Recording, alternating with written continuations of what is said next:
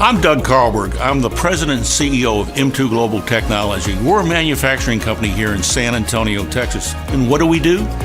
We make aviation parts or aircraft parts for the defense industry. We really do some cool stuff here. We do a lot of parts for Lockheed Martin on their 5th generation fighter. That's the one that's going out in the field today.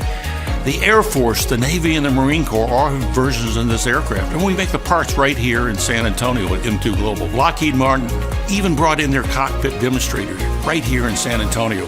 And here is the news clip that was on the local TV station. Take a look.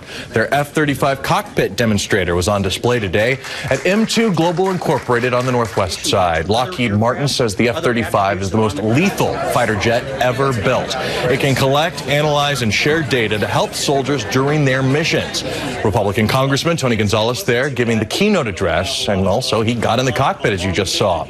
With a great aerospace presence here in San Antonio, that partnership means M2 will be doubling its manufacturing space, bringing more jobs to the city. We can draw more business to San Antonio. It's a great place to work. Texas, with their cost structure and no taxes, is really a great place to bring companies in. And San Antonio does a great job, and Bexar County does a great job promoting that.